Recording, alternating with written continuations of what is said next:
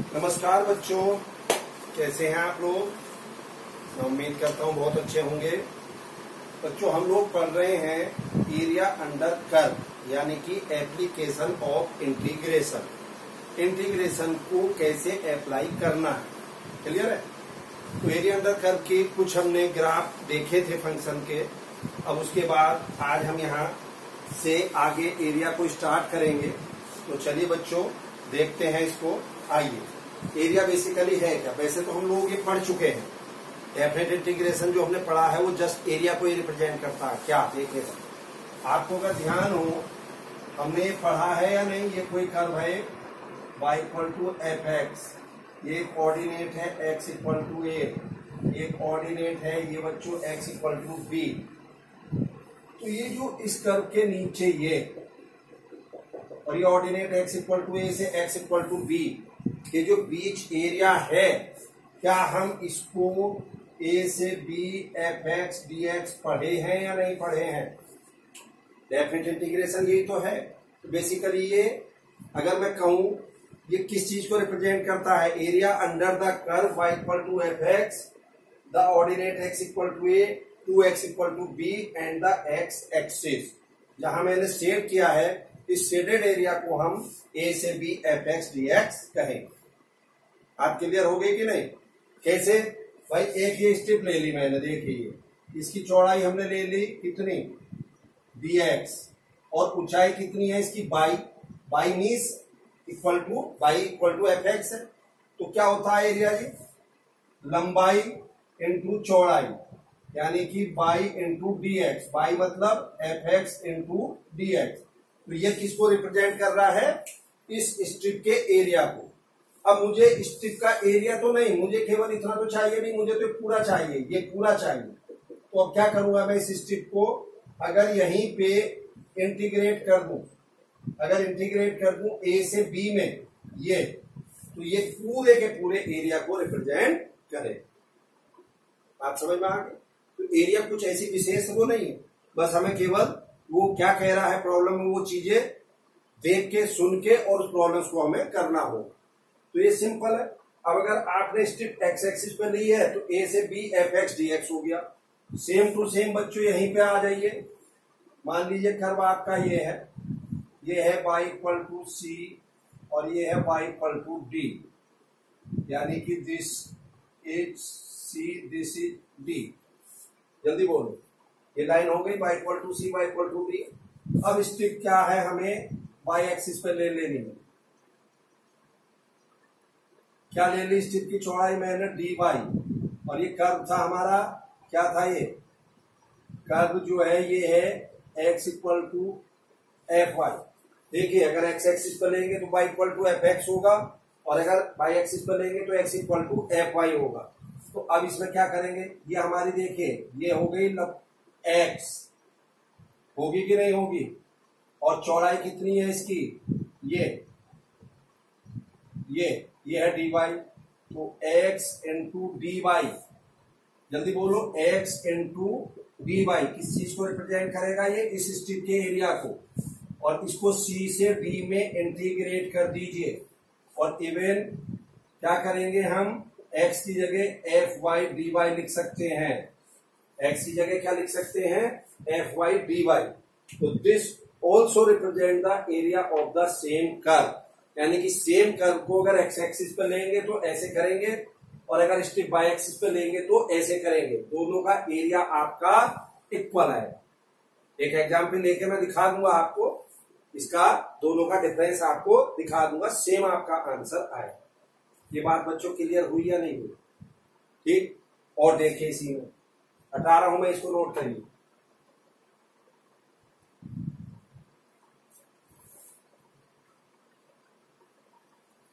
और देखिए जैसे ऐसा सीन बन जाएगा,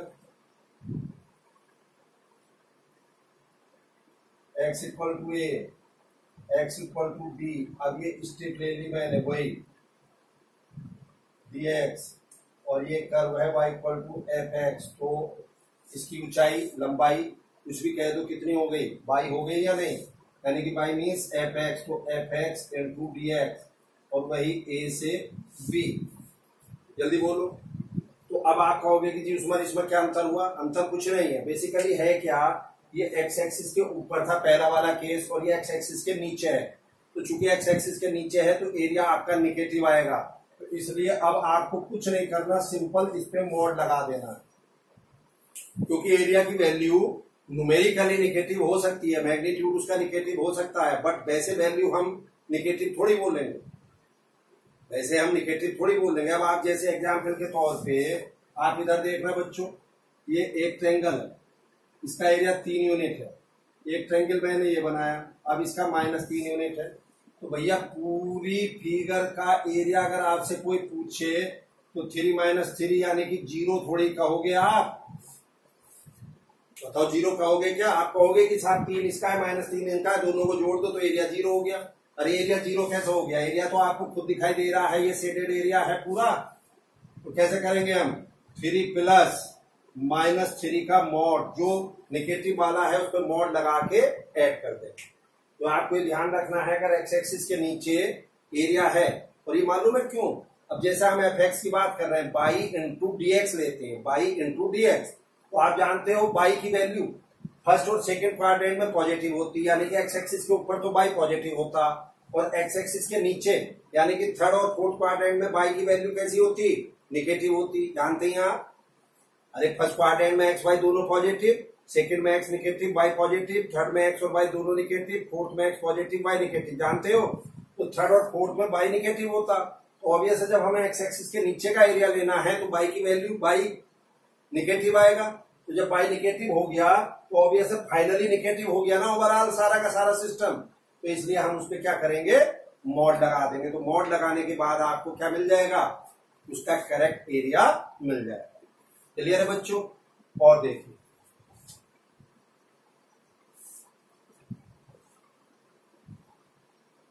yes, area between two curve,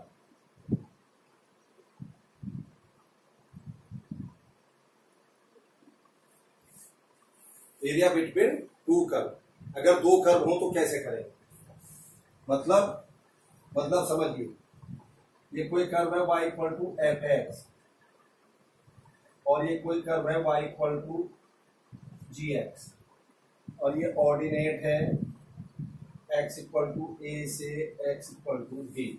बोलो बच्चों, तो हमें क्या करना है? ध्यान से सुनिए, मुझे ये शेडेड एरिया चाहिए, ये तो कैसे निकलेगा? ध्यान से देखिए, a से b fx dx,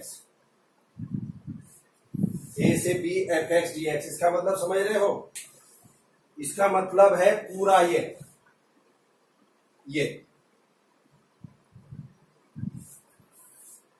a से b fx dx का मतलब, यानी कि y = fx कर्व के नीचे सारा का सारा, कहां तक? x एक्सिस का।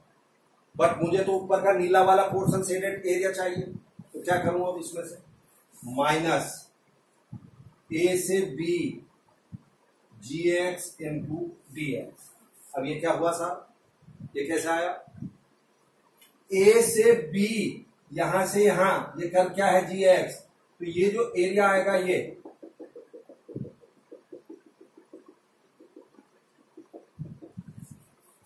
a से b gx dx को रिप्रेजेंट करेगा कि नहीं? gx के अंदर नीचे जो आ रहा है उसको रिप्रेजेंट करेगा। तो भैया इस पूरे टोटल में से ये काला वाला जो है, ये शेडेड नीचे वाला, ये निकाल दो, तो ऊपर का नीला वाला बचा कि नहीं बचा? लो, बहुत सिंपल है, यानी कि a से b gx, a से b fx dx, किसका कितना हो गया था? ये पूरा नीचे तक x एक्सिस का। a से b gx कितना हो गया? ये इस gx के नीचे जितना भी शेडेड एरिया, तो टोटल में से इसको निकाल दूंगा तो ऊपर का नीला वाला पोर्शन बचेगा कि नहीं बचेगा? यानी कि एरिया बिटवीन टू कर्व बचा या नहीं बचा? बचा। अब अगर यही चीज ऐसे हो जाए, ध्यान से देखिएगा, मान लीजिए कर्व है y = fx और ये कर्व है y = gx, ये x एक्सिस के नीचे आ गया। अब एरिया मुझे चाहिए, ये है x = a, x = b, अब बच्चों मुझे टोटल एरिया चाहिए। अब इसमें देख रहे हो आप, कुछ एरिया इसमें एक्स एक्सिस के ऊपर है, कुछ एरिया एक्स एक्सिस के नीचे है या नहीं है? तो कैसे करेंगे देखिए ध्यान से। ए से B F x D x, ये पूरा एरिया आया या नहीं आया है?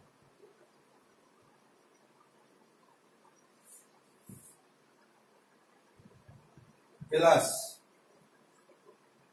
ए से b g x into d x. ध्यान देने की बात है, यानी कि ए से B F x D x ये आ गया था पूरा, प्लस ए से b g x D x ये वाला, ये नीचे। अब मैंने मॉड क्यों लगा दिया? मॉड इसलिए लगा दिया मैंने क्योंकि ये वैल्यू निगेटिव होगी। अगर मैं मॉड नहीं लगाऊं तो ये निगेटिव होगी या नहीं होगी? अब दूसरा तरीका सिंपल, ए से B F x D x minus a से b g x D x. सोचो कैसे भाई, ये तो एक्स एक्सिस के ऊपर है, पॉजिटिव होगा ही, माइनस ये एक्स एक्सिस के नीचे आ गया। अब माइनस तो मैंने यहां लगा दिया, और माइनस ही अपने आप पहले से हो ही जाना है जब एक्स एक्सिस के नीचे है, तो बाई तो निगेटिव होगा ही, तो ये भी निगेटिव आएगा, और एक निगेटिव ये है, तो निगेटिव निगेटिव पॉजिटिव हो गया कि नहीं हो गया? बोलो भाई, ए टू बी जी एक्स, ये जो आएगा नीचे वाला एक्स एक्सिस के नीचे ये वाला पोर्शन जो है ये तो ऑलरेडी निगेटिव आएगा, और निगेटिव मैंने पहले लगा दिया, तो यानी कि ये वाला पूरा निगेटिव और निगेटिव पॉजिटिव हुआ या नहीं हुआ?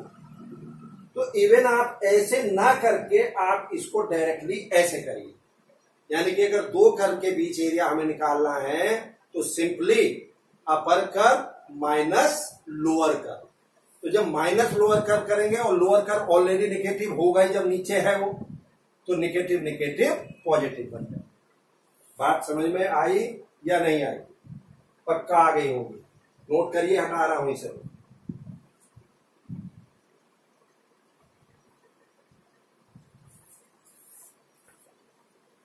अब आगे देखिए, अगर यही सेम एक्स एक्सिस की वजह बाई एक्सिस पे ले लें हम, एक कर्व ये है, एक कर्व ये है x equal to f y, और ये है x equal to g y, और ये है y equal to C, y equal to t, और ये एरिया मुझे चाहिए। तो सिंपल C से D f y into d y, यानी कि ये पूरा एफ वाई के अंदर में है ना, माइनस C से D जी वाई इंटू डी वाई। कहां से? C से D जी वाई इंटू डी वाई। जी वाई ये है कर्व नहीं है, तो ये जी वाई डी वाई ये पूरा ये डॉटेड आ जाएगा। तो भैया इस टोटल में से ये डॉटेड निकालेंगे तो वही एरिया आएगा कि नहीं आएगा? तो चाहे आप इसको स्ट्रिप को एक्स एक्सिस पे ले लो, चाहे वाई एक्सिस पे ले लो, वो आपकी चॉइस है, आप बड़े आराम से उन प्रॉब्लम्स को कर सकते हो। क्लियर? अब कुछ एग्जाम्पल देखिएगा कैसे करेंगे। देखो बच्चों,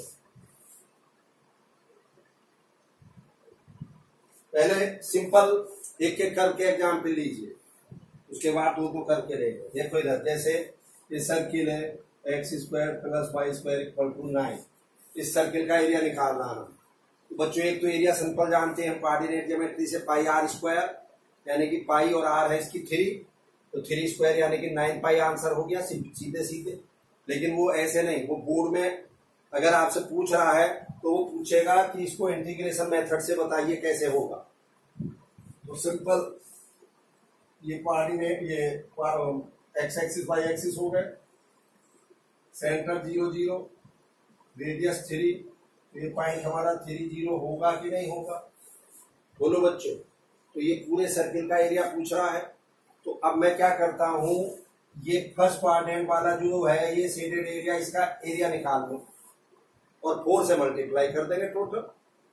अब इसका एरिया कैसे होगा बच्चों, देखिए ये मैंने एक स्ट्रिप ले ली सिंपल dx चौड़ाई की, तो क्या हो जाएगा fx यानी कि y इंटू dx, और लिमिट 0 से 3 होगी कि नहीं होगी, 0 से 3, ये यहां से लेके यहां तक का जो एरिया पूरा लेना है मुझे, और इस सर्किल के अंदर में आ रहा, तो बाई dx का मतलब समझ रहे हो, यानी कि बाई की वैल्यू कहां से लेनी है, सर्किल में से, मींस, अच्छा हाँ, और इनटू 4 क्यों करा, समझ में आ गया, क्योंकि ये तो एक क्वाड्रेंट का लिया था ना, एक सेगमेंट का, 4 सेगमेंट है इसमें, इनटू 4 कर दिया, तो ये 4 0 से 3 बाई कितना आएगा 9 minus x square into dx।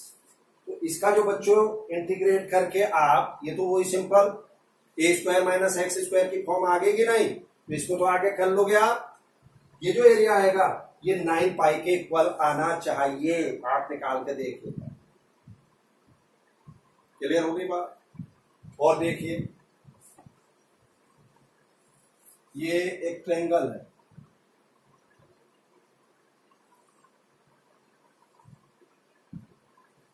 A B C. अब ऑब्वियस है, देखिए बच्चों जब ट्रायंगल होगा तो या तो उसकी 3 साइड होंगी या 3 वर्टेक्स होंगे, अगर 3 वर्टेक्स हैं तो भी आप साइड की इक्वेशन निकाल लोगे, 2 पॉइंट को ज्वाइन करने वाली इक्वेशन 11वीं क्लास में पढ़ी थी। अगर 3 साइड गिवन है तो उनको सोल्व करके वर्टेक्स निकाल लेंगे, क्योंकि मुझे यहाँ पे साइड और वर्टेक्स दोनों की ही जरूरत पड़ेगी, ठीक। तो चलिए मान लीजिए थोड़ी देर के लिए 3 साइड है, कोई भी देख लो तुम, x plus y plus 2 equal to 0, ये लाइन L1 ये वाली होगी, दिस। दूसरी लाइन है 2x minus y plus 5 equal to 0, ये लाइन L2 ले लो। तीसरी लाइन हो गई x minus 2y plus 1 equal to 0, ये लाइन L3 हो गई ये, ठीक है साहब। अब इन तीनों L1 L2 L3 को सॉल्व करके ए बी सी मिल जाएंगे, L1 और L3 को सोल्व करेंगे ए और पॉइंट ए मिल जाएगा, L1 L3 को सोल्व करके। सपोज करिए ये पॉइंट आपका आ जाता है 2 2। अब सी के सोल्व करने के लिए L2 L3 को सोल्व करेंगे, ये पॉइंट आ गया आपका 5 1। अब बी को के लिए L1 L2 को सोल्व करेंगे तो ये पॉइंट आपका मान लीजिए आ गया 3 5। यहां तक तो किसी को कोई कंफ्यूजन नहीं होगा, इतना काम तो आप कर ही लेंगे। बेसिकली मुझे चाहिए ये इस ट्रायंगल का एरिया, शेडेड एरिया, सिंपल, ध्यान से देखिएगा, यस, ध्यान से, क्या ये पॉइंट कितना हो गया 2 0 3 0 5 0। पहले तो यहां तक देखिए सहमत है कि नहीं है भाई, ये 2 0 इस 2 2 के करस्पॉन्डिंगली एक्स एक्सिस पे, ये 3 5 के करस्पॉन्डिंगली 3 0, और ये 5 1 के करस्पॉन्डिंगली 5 0, एक्स एक्सिस पर पॉइंट ले लिया मैंने। तो देखेगा बच्चों, यस, 2 से 3 y L1 इंटू dx, ध्यान से सुनते रहना, यानी कि 2 से 3, 2 से 3 के बीच L1 के अंदर जितना भी एरिया ये आ रहा है पूरा का पूरा ले लिया मैंने, प्लस 3 से 5 y L2 dx, y L2 या y L1 का मतलब समझ रहे हो, यानी कि y की वैल्यू L1 में से, y L2 का मतलब है y की वैल्यू L2 से, 3 से 5, ये टोटल आ गया। अब आप कहोगे कैसे चेंज कर दी साहब, अरे देखो 2 से 3 तक तो हम L1 के अंदर में आ रहे हैं ये, और 3 से 5 में हम L2 के अंदर में आ गए, तो जिसके अंदर में आएंगे उसी की बात सुनेंगे, यानी कि उसी कर्व में से y की वैल्यू रखेंगे, माइनस जो मेन इंपॉर्टेंट थिंग्स है 2 से 5 y L3 इंटू dx। ये क्या चमत्कार हुआ भैया, ये 2 से 3 ये पूरा आ गया था, 3 से 5 पूरा आ गया था, बट मुझे तो ये एरिया चाहिए था सिर्फ, तो क्या करूं फिर, नीचे का निकालना नहीं पड़ने का ये, तो नीचे का कैसे निकलेगा, -2 से 5 बाई L3, यानी कि ये जो y है ये L3 है, इसमें से y की वैल्यू निकाल दीजिए, भाई L3 का मतलब समझ रहे हो, यानी कि ये पूरा का पूरा जो नीचे का एरिया है L3 के अंडर में है या नहीं है, इसे हटा दो। तो चलिए साहब अब देखिए 2 से 3 बाई L1 में से बाई माइनस दिस 3 से 5 बाई L2 का मतलब हो गया 2x प्लस 5 माइनस 2 से 5 बाई L3, तो कितना हो जाएगा x plus 1 by 2 into dx। अब बच्चों इसको इंटीग्रेट कर दीजिए। तो मेरा काम तो बच्चों यहां तक का ही है, जो एरिया का काम है वो यहां तक का ही है, यहां से आगे तो इंटीग्रेशन होगा। और इंटीग्रेशन मैं आपको सिखा चुका हूं बहुत क्लियरली, इससे पहले में इनडेफिनिट डेफिनिट दोनों में हमने इंटीग्रेशन सीखा। बात क्लियर है? चलिए करिए नोट इसको जल्दी से क्विक।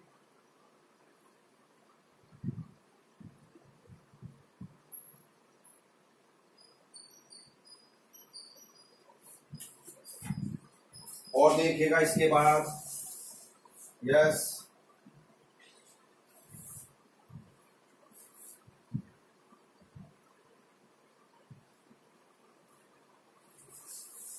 देखो एक सर्किल है x square plus y square equal to 9 और एक लाइन है y इक्वल टू एक्स, ठीक।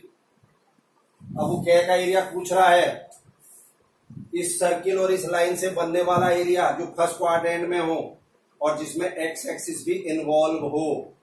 तो चलिए सबसे पहले मैं इसकी फिगर बना दूं फिर समझाता हूं। ये सर्किल हो गया बच्चों 3 0, ये सेंटर 0 0 और ये लाइन है y इक्वल टू एक्स, आप जानते ही हो। तो वो क्या कह रहा है, the line y equal to x and the circle and x axis which lie in the first quadrant, उसका एरिया बताना है, यानी कि ये शेडेड एरिया बताना है। अच्छा बच्चों, इससे पहली प्रॉब्लम में जो मैंने L1 L2 L3 उनके वर्टेक्स लिख दिए थे सीधे और लाइन लिख दी थी वे, तो मैंने एक एजम्पशन लिया था। कभी आप सॉल्व करके देखने लगो और कहो कि साहब ये तो वर्टेक्स आ ही नहीं रहे इनके, तो मैंने सिर्फ एज्यूम करे थे। वो क्या करे थे, एज्यूम करे थे। हाँ, जो रियल टेस्ट आएंगे वो आप सॉल्व करके रखेंगे उसको। तो ये शेडेड एरिया चाहिए बच्चों को। तो भैया देखिए सीधी सी बात है, कैसे आएगा। अब मैं अगर 0 से 3 सीधा लूं तो 0 से 3 में डायरेक्टली पूरा का पूरा ना तो ये y इक्वल टू एक्स यानी कि इस लाइन के अंडर में है और ना ही पूरा सर्किल के अंडर में है। कैसे जी, आप खुद देख लो। मान लीजिए मैंने दोनों सर्किल को और इसको सॉल्व करके ये पॉइंट निकाला और ये पॉइंट मेरा आ गया सपोज करो 2 1, सपोज, फिर कहो कभी कि जी सॉल्व करके ये तो आया नहीं। अब 2 1 आ गया तो इसके करस्पॉन्डिंगली एक्स एक्सिस पे पॉइंट कितना हो जाएगा 2 0। तो अब आप खुद देखिए 0 से लेके 2 तक आप किसके अंडर में है, लाइन के अंडर में है या नहीं। और 2 से 3 में किसके अंडर में है, इस सर्किल के अंडर में है या नहीं। तो फिर क्या करें, सिंपल 0 से 2 y straight line dx plus 2 से 3 y into circle y into c. Y c का मतलब बाई की वैल्यू सर्किल में से और इधर बाई की वैल्यू स्ट्रेट लाइन। तो बाई इक्वल टू क्या है, लाइन x यानी कि x इंटू डी एक्स। 2 से 3 by circle means 9 minus x square into d x. तो ये जो आप कैलकुलेट करेंगे ये इस शेडेड एरिया को रिप्रेजेंट करे। बात समझ में आई या नहीं आई। और देखिए एक एग्जाम्पल बच्चों, एक सर्किल है x square plus y square equal to 16 और पैराबोला है y square equal to 4x। इन दोनों कर्व से बनने वाला शेडेड एरिया मुझे चाहिए। चलिए साहब कैसे, पहले तो सर्किल का ग्राफ बनाएंगे, ड्रॉ कर लिया मैंने ये। तो ये रेडियस है इसकी 4, तो सेंटर तो आप जान रहे हो 0 0 है, रेडियस 4 है, तो एक्स एक्सिस को 4 यूनिट पे कट करेगा कि नहीं, ऐसे ही वाई एक्सिस को भी 4 यूनिट पे कट करेगा नहीं। और दूसरा क्या है, y square equal to 4x। एक ये पैराबोला है ये।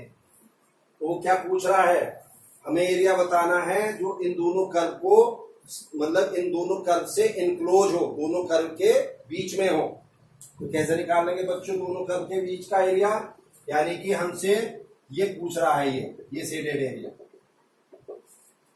फिर वही भाई 0 से 4, ना तो मैं पैराबोला के अंदर में हूं ना सर्किल के, यानी कि कुछ एरिया में पैराबोला के अंदर में हूं, कुछ एरिया में सर्किल के अंदर में हूं। तो भैया पहले तो इन दोनों को सॉल्व करके इस पॉइंट के कोऑर्डिनेट निकालिए। ये सपोज सॉल्व करके 3 2 आ गए। तो भैया ये पॉइंट हमारा कितना आएगा एक्स एक्सिस पे, इसके करस्पॉन्डिंगली 3 0 आएगा कि नहीं? तो सिंपल 0 से 3 पैराबोला के अंदर में है, y into parabola dx plus 3 से 4, यहां से यहां किसके अंदर में आ गए? सर्किल के अंदर में आ गए। तो सर्किल क्या हो गया? 16 minus x square into d x आया ना, इंटू 2। भाई 2 क्यों करा? क्योंकि ये जो एरिया मैंने निकाला है ये तो ये आया सिर्फ 0 से 4 में, यानी कि 0 से 3 दिस और 3 से 4 दिस ये, बट नीचे का भी तो चाहिए। तो चूंकि दोनों कर्व एक्स एक्सिस के वाई एक्सिस के अबाउट पैराबोला एक्स एक्सिस के अबाउट सिमेट्रिकल है और कर्व भी ये सर्किल भी, यानी कि जितना ऊपर है उतना ही नीचे होगा। तो मैंने इसको 2 से मल्टीप्लाई कर दिया। बात समझ में आई या नहीं आई? तो मुझे उम्मीद है आपको धीरे धीरे अब ये समझ में आ रहा होगा कि दो कर्व के बीच एरिया हमें कैसे निकालना है। बात क्लियर हो रही है कि नहीं? यानी कि जिसके अंडर में आप हो उसी कर्व की y की वैल्यू आपको एरिया निकालते वक्त रखनी है, बस ये ध्यान रखना। और देखिए एक एग्जाम्पल, एक पैराबोला है एक सर्किल है x square plus y square equal to 25, ठीक। दूसरा है एक्स माइनस 5 का square plus y square plus 25, ठीक। अब इन दोनों सर्किल के बीच का एरिया चाहिए। भैया पहला वाला सर्किल देखिए, पहले वाले सर्किल का सेंटर 0 0 और रेडियस 5, दूसरे वाले सर्किल का सेंटर कितना 5 0 और रेडियस 5। ये तो होगा, ये इससे पहली वीडियो में सिखाया था मैंने। अरे x माइनस एच का square plus y minus k का square equal to r square, तो k की जगह 0 हो गया, h की जगह 5, तो 5 0 सेंटर हुआ। तो पहले वाले सर्किल का ग्राफ बनाइए। पहला वाला सर्किल ये हो गया, पहले वाला सर्किल का सेंटर C1 ये, और ये रेडियस हो गई इसकी 5 0, तो ये 0.50 होगा, ये भी 0.5 होगा, ये -5 0 और ये 0 -5 होगा कि नहीं। अब दूसरा वाला सर्किल सेंटर 5 0 और रेडियस 5। भैया दूसरे वाले सर्किल का ग्राफ आप मुझे बताइए ऐसे आएगा कि नहीं आएगा। यानी कि दूसरे वाला सर्किल जो है ये C2 5 0 दूसरे वाले सर्किल के लिए सेंटर हो गया और रेडियस 5 यूनिट है। तो ये ऑलरेडी पहले की भी 5 थी और इसकी भी 5 है, तो ये 5 आ गई कि नहीं। तो अगर आप ग्राफ बनाओगे तो इस ढंग से ग्राफ आएगा कि नहीं आएगा? बना के देखियो अपने आप। तो भैया हमसे ये वाला एरिया पूछ रहा है, ये पूरा शेडेड एरिया जो दोनों सर्किल के अंदर आ रहा है। फिर वही इन दोनों को सॉल्व करिए, इन दोनों को सॉल्व करिए। तो सॉल्व करके सपोज पॉइंट आ जाता है आपका 2 3, सपोज इसके करस्पॉन्डिंगली ये पॉइंट कितना हो गया 2 0, वो आया नहीं हुआ। अब ध्यान से देखिए, इस सर्किल को C1 और इसको C2 बोल दीजिए नाम के लिए, ताकि हमें पता चले। तो चलो देखिए 0 से ट्वाइस y, इस सर्किल को क्या बोला मैंने, दूसरे वाले को C2 बोला है। भैया 0 से 2, 0 से लिमिट अगर मैं यहां से लेके यहां तक लूं तो मैं किसके अंदर में आ रहा हूं, इस दूसरे वाले सर्किल के अंदर में आ रहा हूं कि नहीं। तो by C2 into dx plus 2 से 5 में किसके अंदर में आ रहा हूं, 2 से 5 तक किसके अंदर में हूं, इस वाले सर्किल के, जिसको मैंने C1 से डिनोट किया है।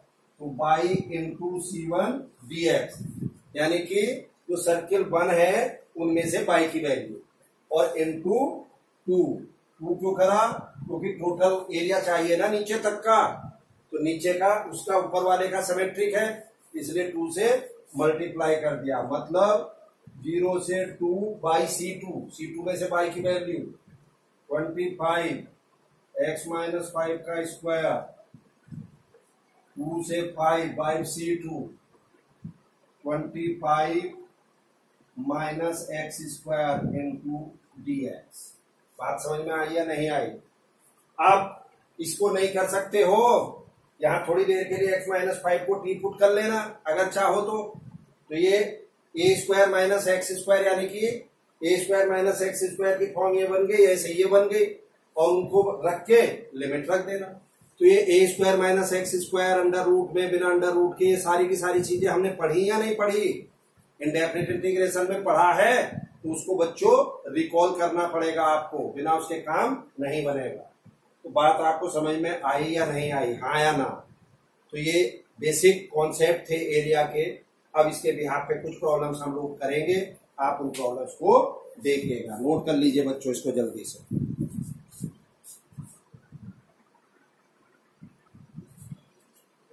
नोट करो बच्चों इसको। अब नेक्स्ट वीडियो में आपको एनसीईआरटी की प्रॉब्लम्स कैसे सोल्व करेंगे एरिया की, वो मैं आपको दिखाऊंगा। मैं समझता हूं ये फंडामेंटल कॉन्सेप्ट एरिया का आपका क्लियर हो चुका होगा। ठीक है बच्चों, thank you, have a nice day.